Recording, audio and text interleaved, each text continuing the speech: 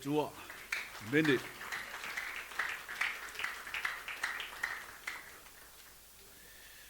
Tono le la whaau le tātou MATAUPU. Whapena fo ia nā ngā leile tua whaamamulama le. Ea leilo nā ngā paia. Rana whionga ia i tātou. Waile ia se poto le se wawena te autalaina le loto le upo le tua. Se i wanga nā le anganga o le li. So swanu. Al tono le tāu o le nei whaamoe moe pe o nā tau whailawa au na e kiliwaina le tusi le nei. Ono le tusi a whaalinga o i le eta o toa i le taunu unga o le kalesia le atua. Ia malei unga o le laulangi le tātou te iai. Pe tua iala e o mai lava. Tusi anu mera ilo mtau pe lusu ma le tolu alon whai upe suma le iwa le naife tala iai le afio ngā le atua. Ma le tala le atua e le o se tangata ia. E le o ia o se tangata po o se e pepelo ai. E le o ia fo i o se atali o le tangata e salamo ai. Pa mailo le tala le atua. Na te le whaia ea. Na te le whataunu wina ea lana upu. Rono winga so se mea lava le tusi e tono le fionga le atua. E whataunu ua e le atua. Amene. Tusi a matai o lom tau pe losu mal whawhai pe tonu suma le lima. Na e whetalai e Yesu. O Yesu e ona whetalainga e whamai e mawai le langi. Male lalo langi. A oa upu e le mawai ia. Amene. O mai lan whai pe tonu suma le ono le tusi lava lea matai o losu mal wha. A o le aso ma le tu aso. E le iloa e se tasi. E le iloa lava e Agelu i le langi ua na o lo uta maa lava na te silafia. Amen he. Le taua la le peo na tau mo moli atu le neife au. I lo soifua ta pena pena wha le nganga. Wai le ima se so tātou wa iloa le aso e tau nu ua ipo kalamea le atua. Fa mai e sau e peio le ngau i le po. E le ia se ngau i e sauwhai atu ia o e a meo le asau ngau i lo fale. Ai a plana ngau i lo fale. E te fo i atu le mesa e aluewo le ai umau mea toftino. Amene. A o lo fatusa ia i le fionga le atua. Le taimi e a fio mai a Yesu e sitia le kalesia. Amene. Alfai upe tolu fitu ang alfai upe tolu suma le iwa le tusi lea matai o lusu malfa. Famalitala le a Yesu. E tutusa le leia ona ponoa ma le taimi le nei. Amene. Taimi fo i o ponoa la tau le fausia ino le waa se laulua sifuru tausanga o tu pea noa ma alanga i tangata e salamo ia e o mai fau le waa la sau le lolo. Ia ai fai a upo tangata ma fai mai o sto ina ua walea ua waleangalo na mafufa. Se ia o eleso na tau nu oi le whaamoe moe le atua. O noa malana whanau te tonu, ta puni e le atua le whai te toa le waa. Whaliwa e ma le atua ta laipu ngā vai o le langi, ta laipu ngā vai o le whonga ele. Whatumu a toa lava le lalolagi sa iai i le vai. Al tō walua tangata na whaolaina. Le lafi maltala Yesu e tu tusa le leo na pono ma le taimi le nei. Le fo e ta watu le upu le atua. Amen. E ia tangata e whai upu i taimi a o ai le fionga le atua. Ai mātou te le popole iai. Paulava le mea le ta watu le upu le atua.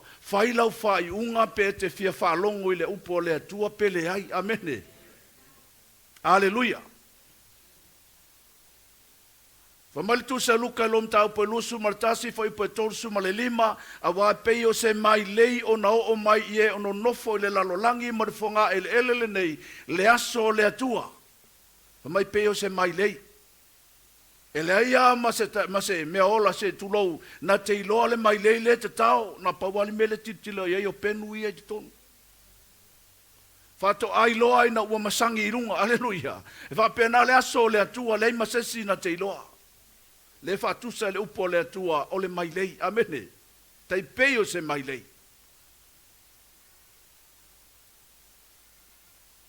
e whalale e matua tapena whaleanganga. Halleluiah, aua nei whatala le tātou i le upua le atua.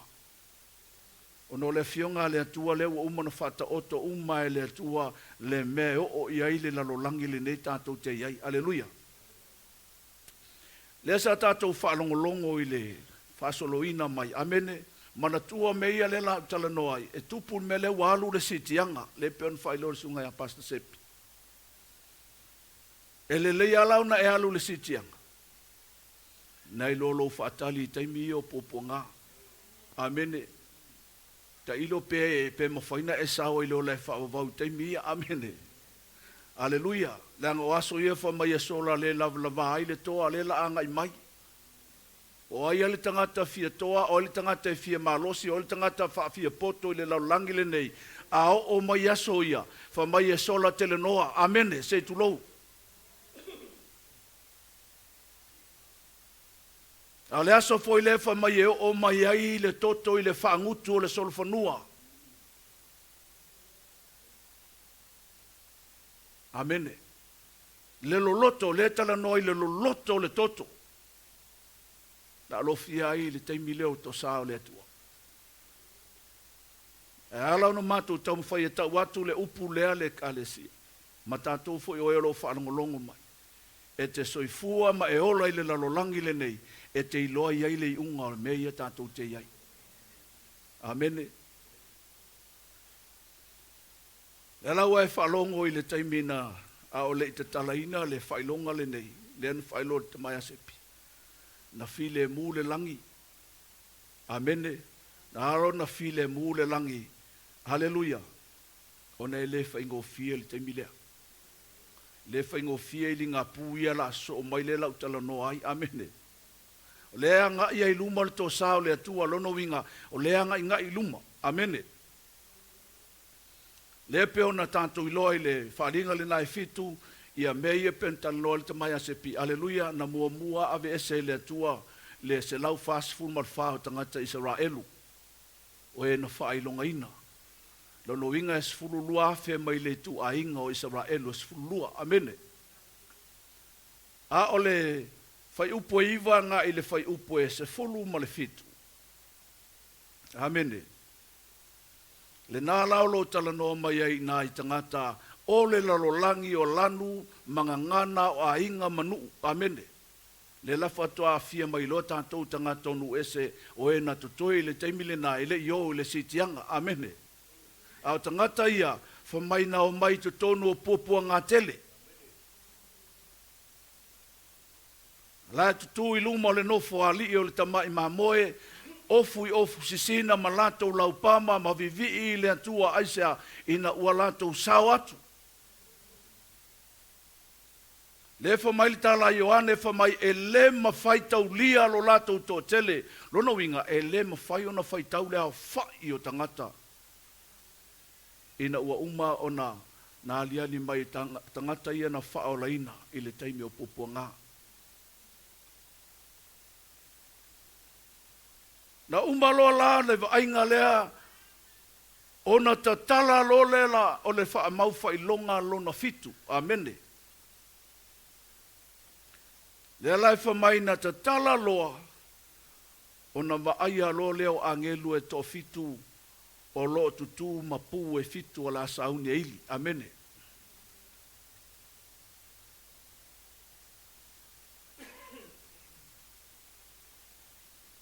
Le la fai tau mai.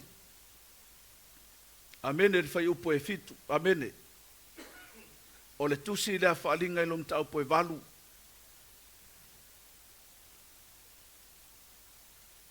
Se fai tau mai lava le fai upo MUAMUA nga e le fai upo e ono whaamole o le TUSI le a.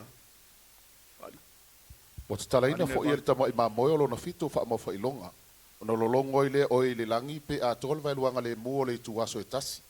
Na uno fo i Agelu e to FITU o e tutu luma o le atua. Wa avatu fo i ate i la taupu e FITU. Wa sau fo i le tasi Agelu matu mai le whatawhai taulanga. O i ate ia le ipu auro e faamua i mea manogi. Wa avatu i ate ia mea manogi e tele. Na ia avatu ai a toa ma talosaga le aupa ia uma. I lunga o le whata auro ua i luma o le nofo ali. O le asu fo i o le mea manogi ua i le lima o le Agelu ua aluae. A tō ma talosaga le au paia I luma o le atua. Ua tango foi le Agelu le ipu e faamu ai me manogi. Ua ia faamuina ai I le afi, ai le fata faitaulanga. Ua lafo I foai le lalolagi. Ona iai leo leo, ma faititili, ma wila, ma le mafue. O Agelu e toa fitu ai ai pu e fitu. Ua lato sauni uni e ili. Amene. Whamai na ua tatala ina le faamaufaailoga le LONA FITU. Amene. Ona Filemu leo le lalolagi le langi le taimi lea. Amene. Halleluiah. Ile afa itula. Ona va ayala io Agelu e toa fitu o lo tutu e sauni I e ili a pu e fitu. Ai mana tua le leipe ona tala noa e MUAMUA. E ala ona Filemu le langi le taimi lea. Ile afa itula aisea le anga e matautia isi faasalanga ia la o mai le laulangi. Halleluiah. Le lai whamai le whai upu e ono. Le whai upu le ono whamai o Agelu e toa fitu ua iai pu e fitu wa lato sauni e ili. A o pu ia sauni e ili o la a whapena o le toa sao le atua le la palasi mai le laulangi. Amene. Le la la whai tau mai a le pu le fitu, a le whai upu e fitu. Wa ili foi le Agelu MUAMUA le pu. Ona iai leo le ua toa ma le afi u whewhiloi ma le toto. Wa la foifo le lalolagi. Ona susunuina ai leo le lona tolo vaenga o lalolagi. Ma susunuina o lona tolo vaenga o la au. Wa susunuina fo ile vaoiti la ualola o malava. Amene. Whamai ina ua ili la le pu lona fitu lea. Ona iaila I o le ua toa. O le ua toa mo le timu aisa fo I le ua malo. Amene. Halleluiah. Ai whamai ua whewhiloi ma le afi ma le toto. Kako ke le iwa ai MUAMUA I se mea whapena I le laulangi le taimi le nei. Amene. Ai taunu ui le aso lea. Lono winga o le tala noa I le timu afi le la atongi mai le laulangi le nei. Amene. Whamai ona susunu wina ila ia o le tasi o vai touru o la au ma vau iti la ola ola o malava. Amene. E makau kia. E le ngata I le to saha le wanga I mai. A o le amato a tumu tele le one I le laulangi. Le ala winga o le faalinga, la le taunu unga. Lono winga o le a faaleanga ina le sapalai o mea ai e maua mai faatoanga.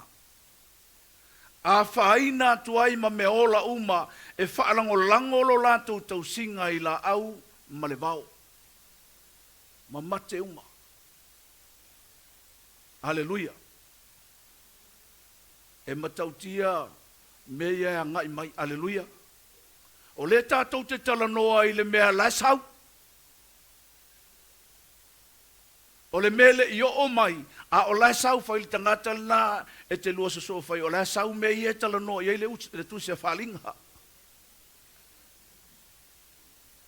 Amene. A o le teimile nei o lo wola ta pena pena. A wai le aile, ele ai masai se fia toa I le aso lea. Amene. Whai alau ngā ruenga ma e wa ai le taimi. Amene. Wa ai le upo le antua. Tele fo I mea nai le fia fo I mata I taimi I news mai a Israel. O isea le anga lepe ona tal whaalongo le taule. O le wati lea le laulangi le au keusiano. Mea umai e tala noi le upo le atua. Halleluiah. E MUAMUA lava ia Israel o ina tātou te tilo iai. Halleluiah. Sainia lo le Filemu. Taunu uloa mea ia. Halleluiah. Ia lela fai tau mai lela aili le pulo na lua. Fai upo e valu, fai upo iwa. Waili fo I lona to lua Agelu le pu. Ona iai le peise I se maunga tele ua mu I le afi. Ua la foi I le sami. Ona liu toto leo lona tolo vaenga o le sami. Ona mamate ai leo lona tolo vaenga o mea ola o le sami. A tom lona tolo vaenga o vaa o faa o matia. Vai whafonga I haile matautia o mea ngai mai. Fa mai na ili lo le pulo na lua lea. O na va aiala ia le apostolo Ioane. Peise I o se maunga ua mu le afi. Fa mai ua lafo ifo le lalolagi. O lala le mena tupu fa mai ua liu toto uma ia le sami. Amene. O lala le taunu unga o le FAAALIGA.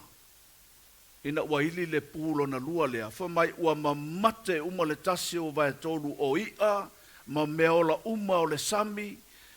Faa umatia I le tasi o vai tolu o va whaangota o le lalolagi. Amene. Mamate uma tasi o vai tolu. Lono winga tilo ia I le tasi o vai tolu le tau ai. O lea lava tu ua vanoa ale atu ai tangata ia. Amene. Pe whaamata e salamo. Ai pe ono whai atu e sili lau walu I le sitianga. Wai le whai ngofie ona e ui le taimilea. E le ma whai un tata ui e le taimilea. Amene.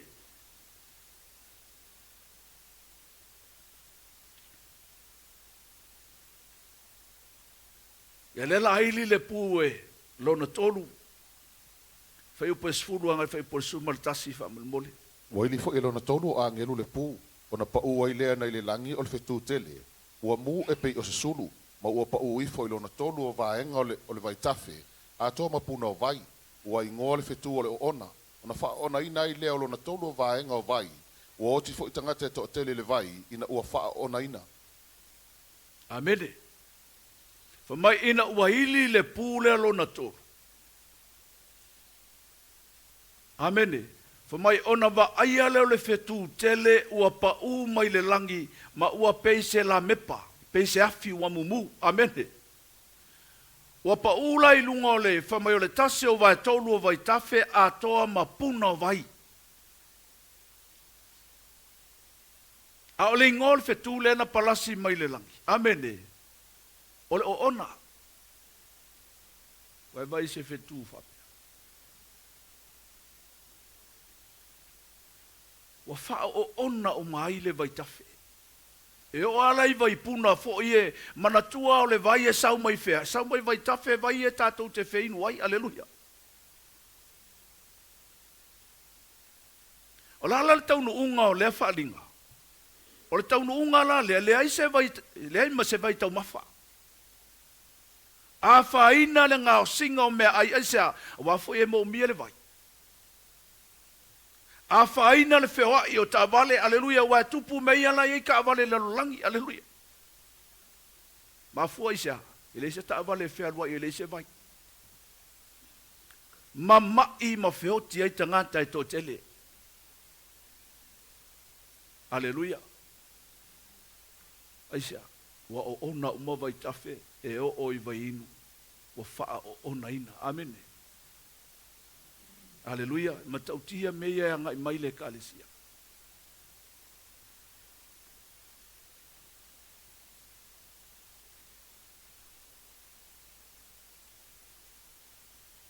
Fai upo e suma le lua le la aili le pulo no faa.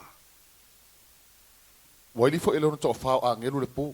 Ona tai ai leo lona tolu o vaenga o le la. Walona tolu o vaenga o le masina. A toa malona tolu o vaenga o FITU.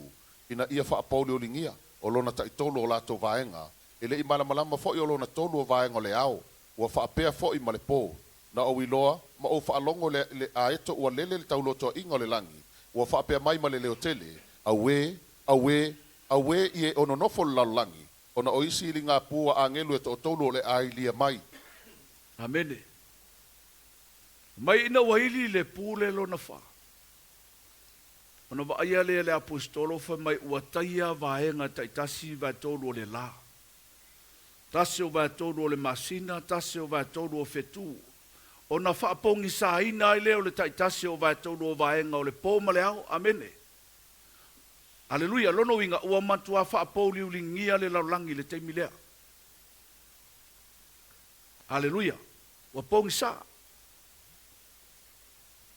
E te leto iloa se mea, aleluia.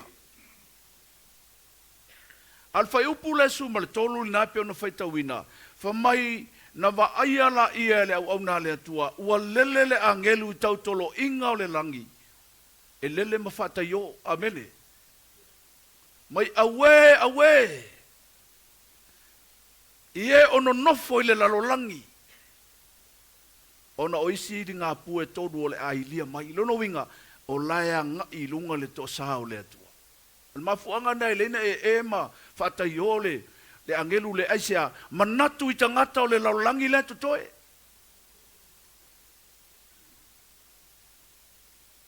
Ona i matautia isi ili ngā pue tolu ia la sau. A o le taimile nei e te matua mawhau le leia i le atua. Ai leia o mai mea ia. A tonu fo e lai matamata mai lava le tangata pe ata fo elele ma whapea mai soli. Se o mea mako whalongo i aso ia ngai ali kau amene. Pe ono fo atu pe tua ia e o mai ia. E lei fo iso fia ata i le aso e o ai mea ia amene. Ai le alu i le sitianga mua. Le tale noa le upo le atua i leo se tala se tangata ola le upo le atua fa mai e sola le lavlavaha i le toa. Ule ala le tangata ia po le alo na ia mawhau le upo le atua lea malona ia wha amala malamaina i lona mawhau le upo le atua ai le mawhai o na toe fo i le upo le atua. Halleluiah. O oilo no whātau nuina.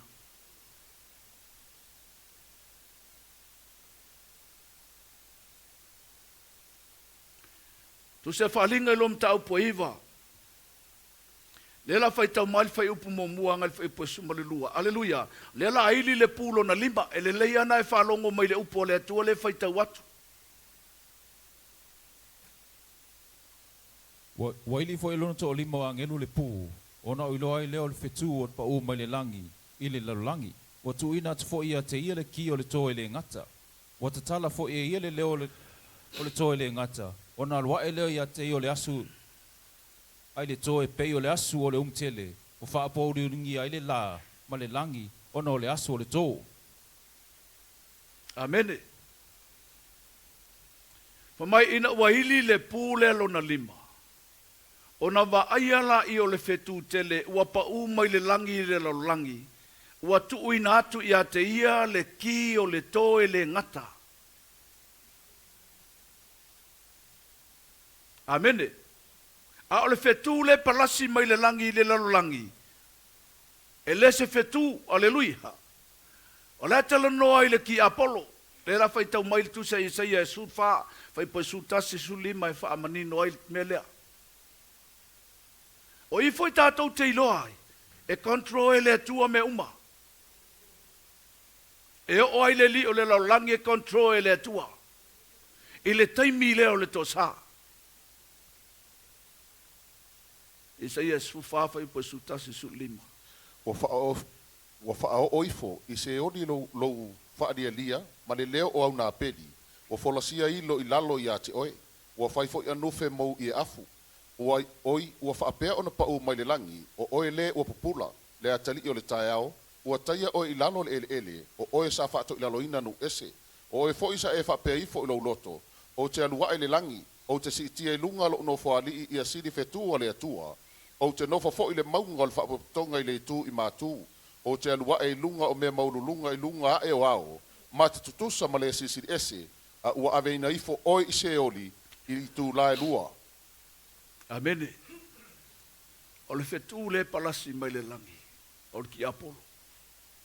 Watu uina iai le ki o le ko le to le ngata. Amene. Fa mai lana saula i o le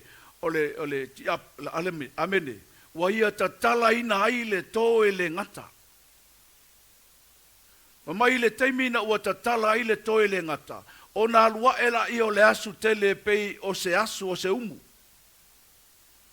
Ona whaapori uli ngia ai lea malelangi. Amene. A o le asu la lea sau mai to tono le toe le ngata lena te talaina. Whamai e sau ma mai whafo mo meo se a kerise. Watu uina i eile ma losi o le akarava o le vau.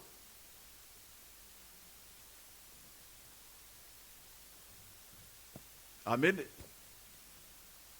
Kau ke malama lava le mengo o se ake rise le kaimile ngai.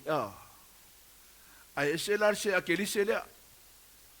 Ai fika iai I lono inga o ke mongi me ia waka kala mai lalolagi. Halleluiah.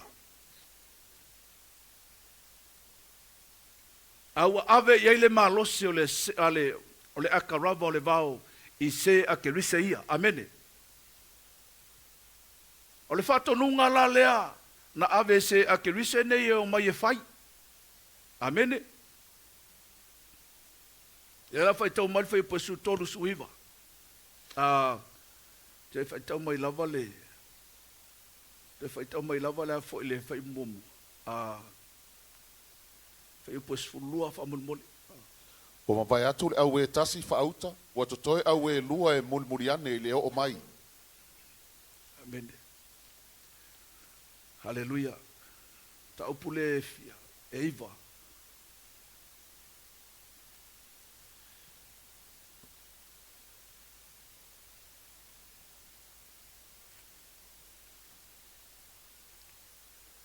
E toi whai tau mai lava le whai upasfulu angai lalo whamulmoli lava. Taupu eiva. O ia te ilatou oi ue pei oi o akarava. Wa iai fo I tui o latou iu. Ma o ia te ilatou le malosi e whaalea ngai tangata I masina e lima. O ia te ilatou fo I le tupu o le angelu lea o le toe le ngata. O lona ingoa ngana e peru o avatonu. O lona ingoa ngana e leni o apoluonu. Ua mawai atu le au e tasi whaauta. Ua totoe au e lua e mulimuliane I le o mai. Amene. O le whatonunga lai na ave se a ke risa I e sau le whai upo e lima ngai le whai upo e ono. I le mea lātou te o mai e whaifa mai. Auane I o tau whaaleanga I le vau iti o le whanua. Po o se la au, po o se isi lava mea tasi. Amene. Ai tau lava o I lātou. Tangata ia e whaatinga ina. Amene. Fa mai auane ia. Auane I whasio tia I lātou. Amene. Ai whaatinga ina I to tono le lima masina. Ale mea matau tia la I le whaalinga lea. Fa mai ua sola le oti le teimi lea.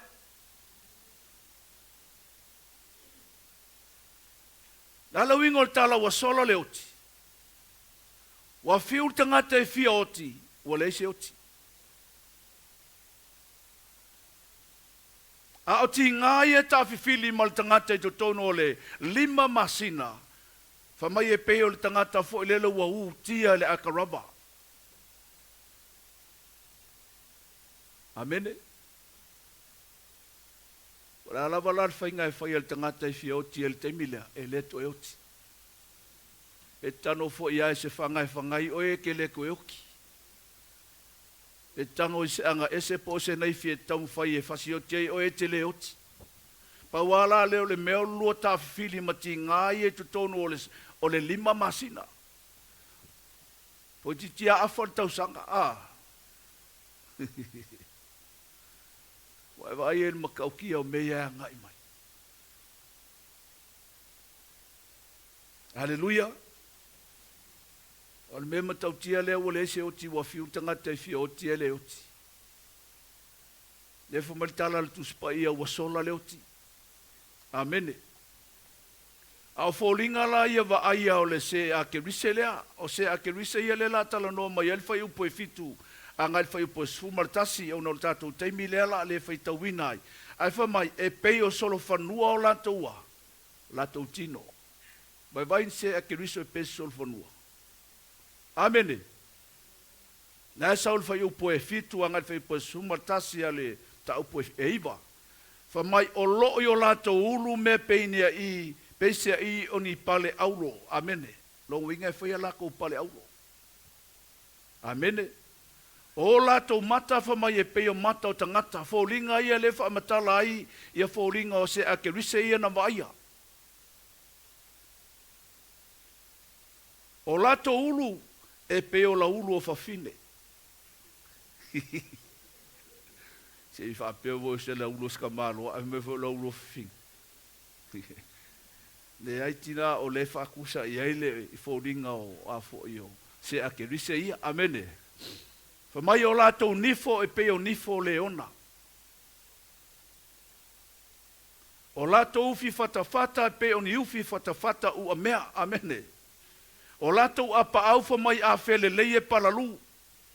O lo winga o le tala a palalu, lono winga, e matuala ngona uma tangata le pa o le kai me fele leie, lono winga, e te tele ia, sea ke rise ia.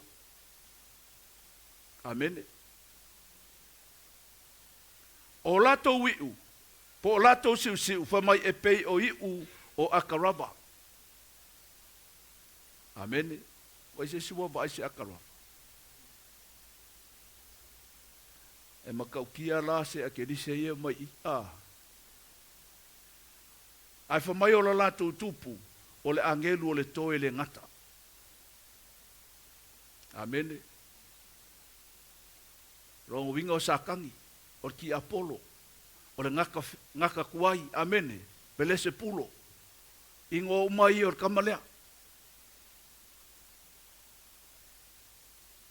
Le safa ingo mo mua le atua o Lucifelo, amene, o Lucifelo le angelu pupula, o na faa ofu le atua i MATAUPU e FITU, ave iai le mamalu, ave iai le au le lei o le poto, le na mafuai na ia, fo ua le atua malana whainga malo. Ai ina ua tongi ifola le atua le funga le elele nei. Amene. O na ingoa lole ia satani. O le ki Apollo. Amene. O le ngata tuai. O ingoa umai e te ilo ai. A o le ingoa la lea le ngana e peru o le lanto tupu lea o avatonu. A o le ngoe le ngana e leni o apodwon, amene. A wha amatalaina lai ngoe o le destroyer. Tu se yoane lom ta upesfulu, fa upesfulu, fa mai e leise mea na sa waleli o le lalolagi na sa we fasi, nga oi, fa a umatia. Amene. O le misel nalti Apollo lesa wai. O le misiona le atua tau mwhaina ia tātou maua le ola e whaababau. La vea i oe, la vea ia, amene. A le misiona le ti Apollo e sau e fasi ngoi wha umatia. Le anga o winga i olo na ingoa. Avatonu ma apodonu.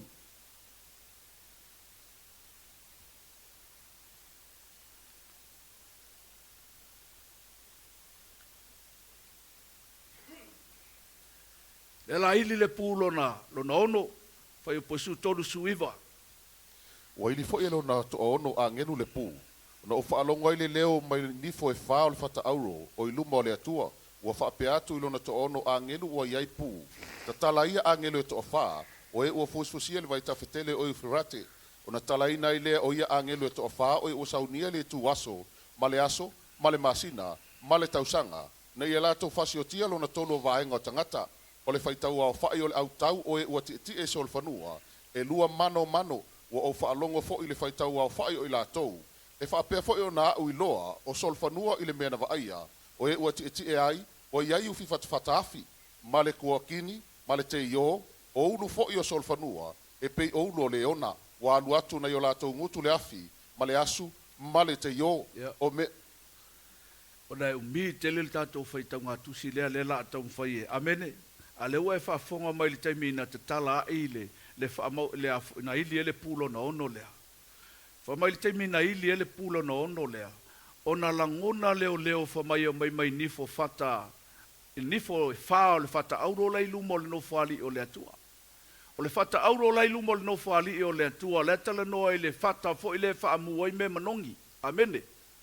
Ai wha mai ua sau ai leo i nifo e wha o le fata auro lea. Amene. Ai wha mai, le leo le sawa ina, wha mai tatala ia angelu e to wha o loo fusifusia i le vaitafe o iufi rate. A o angelu i e fusifusia ina, e leo ni angelu. O le tala noa i strong man, Halleluiah. Tala noa i le, i nganga leanga ia, sasa isaia ina. E o mai ina ia fasi o tia, le tase o vai tolu o tangata o le lalolagi. Halleluiah. Ai o mai la ia angelu ia. E o mai mai le lantou au tau. Lua se lau afe. Ona lātou whasi o tia leo le tase o vai tolu o le whaitau au whai o le lalolagi. Amene. Pe ama le lua tesi ma le ono piliona.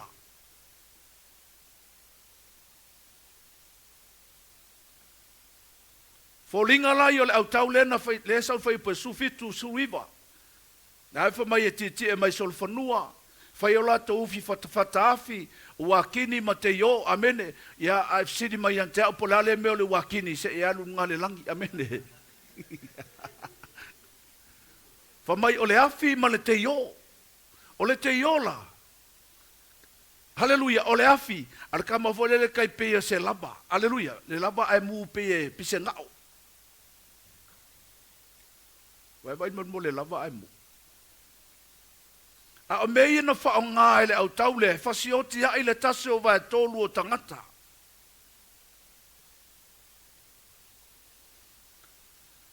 O ulua solo whanua e peini liona, peini ulo ni liona. Walu atu na i o lato ngutu le afi, ma le asu, ma le te yo, wa i o lato ngutu, ma o lato iu, lo lato malosi. Le tala noa i le au taule o mai ma angelu ia, amene.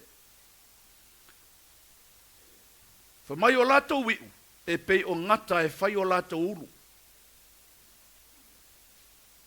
Whamai o siu o, amene. E whai ulu o siu, amene. Whamai pei ni ngata. Halleluiah. A o le mea matau tia la iai i. Le whai upo e luas fulu, a ngai whai upo e lusu, ma le tasi e la whai tau. O tangata fwoi na toe o e le i fasiotia i nei mala, la tau te le isala mo i ngaluenga o la tau lima.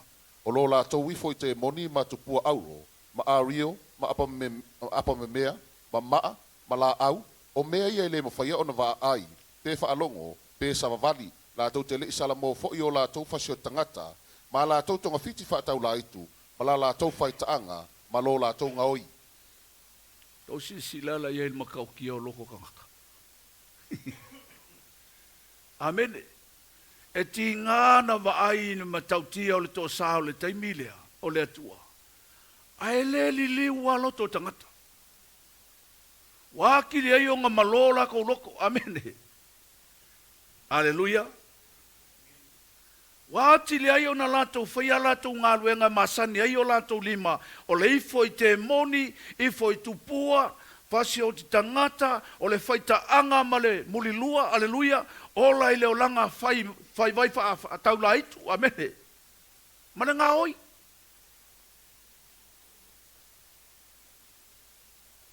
Nā tau tangata pe ua wha ma a aina o lantou loto.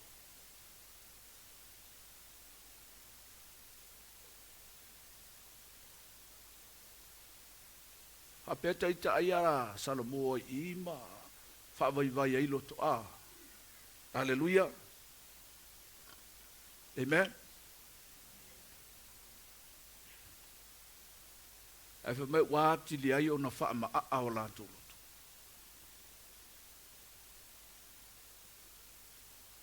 A ole ilia la le pulo na muri fitu. Sai ai si va ainga na va aia i le vale amene. Le bao le pulo no ono ma le pulo no fitu ele i lia.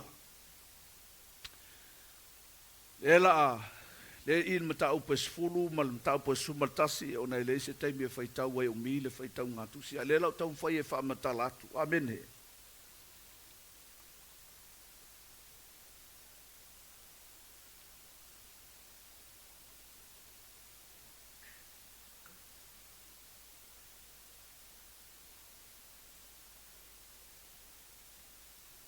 E mataupu le sfulu fa mai le tala aioane.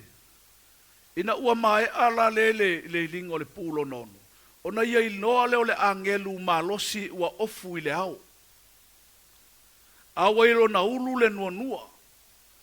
Ona fofonga fo ife mai e peio le la. Ona mai peio poutu wafi. Wa ilo na lima fo i le tusi titi wa ia fofola. Halleluiah. Wa ilo na lima fo le tusi titi wa fola. Wa tulo na vai tau matau i le sami malo na vai tau anga vale i le fanua.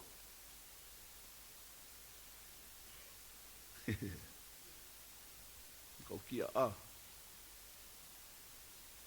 A o lai alanga, peise leona lo na siu fofonga. Le taimila fa mai na alanga ile angelu le peise leona lo na siu fofonga. Fa mai onga ngana mai lea o vai tafe. Halleluiah. Vai vai tafe ma vai titi a uanga ngana mai. Ile matautia o le fa matala ia Ioane le matautia o le vainga na ia vai.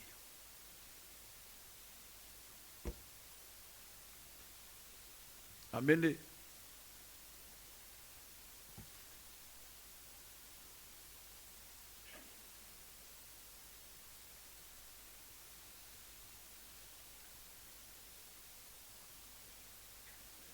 Da faliu leo Ioane o le aia tusia fa mai la tau fai tusi va inga ia na aia. E fai atu le tala le angelu. Au e te tusia.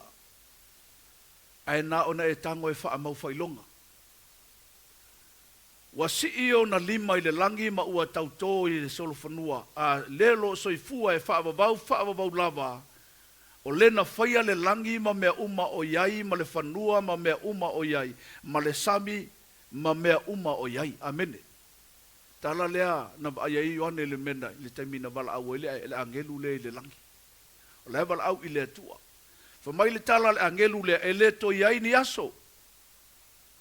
Ai lia le pulo na fitu ona tau nuu lea o mea na fola ina mai ele au profeta. Amene. Fai atu la ia o le leo na whaalongo o Ioane mai le langi. Fa mai ina tango atu ia i le tusi titi ma e aina. Tusi le lima o le angelu lea na tulo na vai le ele mansami. Amene. Fa mai e o ona i lo manawa. A sua malia i lo ngutu. Ale tusi titi lea le wingo le melea. E toe alu Ioane e toe fola ia folanga ia na fai ma meo balo. Anga ia na fai ale au profeta i le whenga inga tuai. Amen. Toi ta watu i tangata la ia i le taimi lea. Vai ia i le alofa o le atua. E ui ai le malolo to tangata. Ai ia le alofa tuno. Ai ia le alofa o le atua malona whaapalpa. Amen. Almena e o ia Ioane na tangi Ioane na ua whaalonga Ioane ai longa Iese se talaina. Ne tusi. Ai whai atu iai le toi ina o le to lusu marwhana i lumaso le au te tangi. O le iai le ono le tuaingo Utah. O ia nana te talaina. Amen. Le lau whai ai ele leon sau mai le langi. Whai atu ia Ioane. Alu e tango le tusi le nai le lima o le angelu. Ona e tango le ai. E leo tala noa la wha le tino fo i le. Amene. E tala noa ina i alu e toe whaailoa. Amene. Whamai e ao ina e toe vavalo i nuu, maatu nuu, mangangana ese matupu e to tele. Amene. Ta umalol na fai upu la mua le. Ta upu e sumartase alo no fai upu mua ngale fai upu e lua. Le alana fetalaia ne i loa whamai ia Ioane. Tango le mole au. Amene. Au lo e peo se to. E alu na te fua tia ai le malu ma meolo iai to tonu. Faatasi matangata la e tapua iai. Amene. A o fafo atu o le lotoa. Whamai la foa i leo mainu ese la tau te solia. Halleluiah. Le taimi la lea. Amene.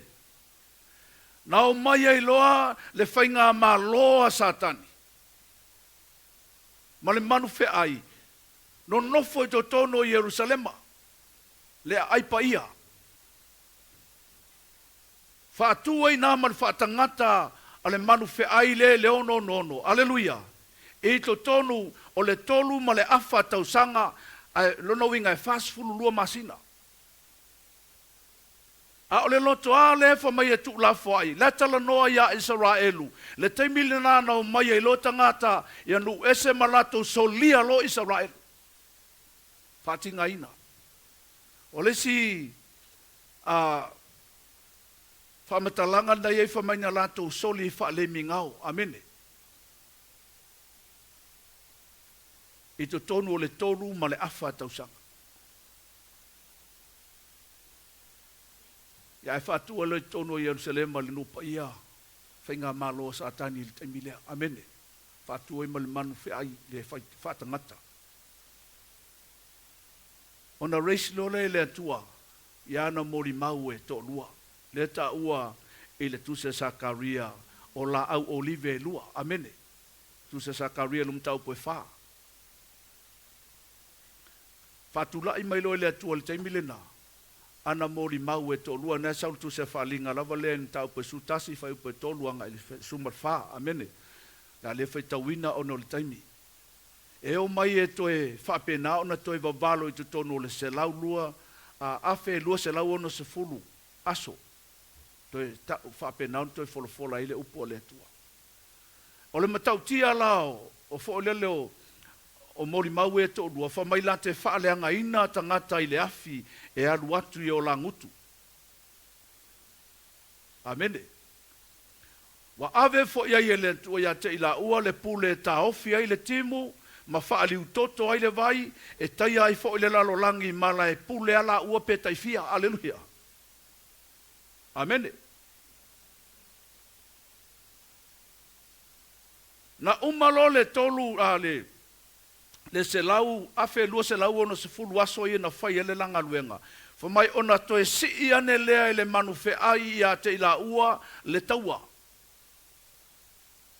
Ono fasi o tia ela ia o mori mau i e to lua. Amene. Ma taati tia i o latino i na i le ai e ta ua e ngo i aso toma ma ai kupito i le tolu ma le afa aso. Mori mau i e to lua. Al taimi foi na fa mai ua fai ai le fia tangata sa iai ua fia ua mali liu na i tamai. Amene. Na umalola le tolu ma le afa aso le na tati tia i o latino otia. Fa mai ona toe au maile le atua le nganga ola ma fa apena ona toe tu uto tonu o la uli ia. Ona toe feola ila ia ma nga ilo le langi. Ona tupu tele ila i o le mata ta ua tangata sa iai. Amene. Se yo olava na tuina e loe le atua ma le mafu e tele. Fa mai o le mafu e la le fa mai na palase i lalo le tase o vase fulu o vaenga o le ai o na feoti e la i o tangata e fituafe. Amene. Ina ua mangoto i lalo i lea. Mafu e lea. Mai fai fo ina whapea atu e le i va ai mo mua tato ni mafu e whapea. Amene. Halleluiah. Ma tupu tele ai le matata o tangata. Ma lato vivi i atu i le atua i le teimi le amene. Whaftai o lai ai lava le anganga o i lato o salamo ai. Ia o esi si lato. Amene. Tatia mai na uso nao na iata mai e whatau wha amal malamai. Hei kako waka. Amen. Ya, vai aku desa fai la ulina e fasioti tangata i o la ya fie sau i o la fonga. Amen. Tangata i le talitonu ma te i le upo le atua. Amen. Na umalola wasitia la ua le langi. Ona fato a ili lo leo le pulo no fitu. Amen. Ya la faitau mai fai upo sulima ngai subat. O MATAUPU sutas. Waili fo i lona fito a ngelu le pu. Ona iai le langi leo tele. U whaapea mai. O le malo langi wa vea malo tātou ali. Malo tātou ali malo na keriso. E whai fo i ia matupo e whaavau lava.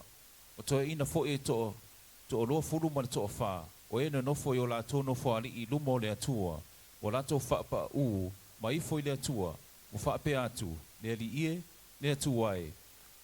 E ole malosi malava, o matua whawhetai atu ia te oe, o le soifua, o le ena soifua ina oe tango i lau mana tele, o whai oe matupu, o ita fo inuu, o na whai mai leo lo to sa, o na o mai leo lo to sa, ma ona po fo i whamasino ina ai e uoti, ma tau i atu ia o ona le au perfeta, ma le au paia, ma e matatau lo swafa, o tangata nuu a toa marii, e whano fo i la tau, o e whano ai le lalolagi. Ya. Amene. Ona umil tato whaitau ngā tusi, anai rei mtau po e sfurtasi al whai po sulima ngā suwiva, e te sulfale ia o na tu lesi whaitau mai lesi taimi pia whai tato po kalame le tau sanga. Amene. Whaitau ia ina o le tā uolo whaitau le upule na le tusa whaalinga, te malama lama ai mene o lo anga i mai. Amene. Whamai ina uahili le pūlo no fitu le angelu le fitu. O na sauai leo le leo tele wa whapea mai, o malo le lalolagi wa avea malo tātou wa lii, malona ke riso. Wa whaifo i o ia matupu e whaavavau lava, ai whamai ua vivi i to e ina e luas fulu malwha, i luma o le no whaali e o le atua, ma ua whaafano ina fo i lātou na whanoa i le lalolagi. Amene. Le taimi lea, na o mai ai Yesu ma le au paia a whaila na e alu le sitianga o le te sauai, Halleluiah.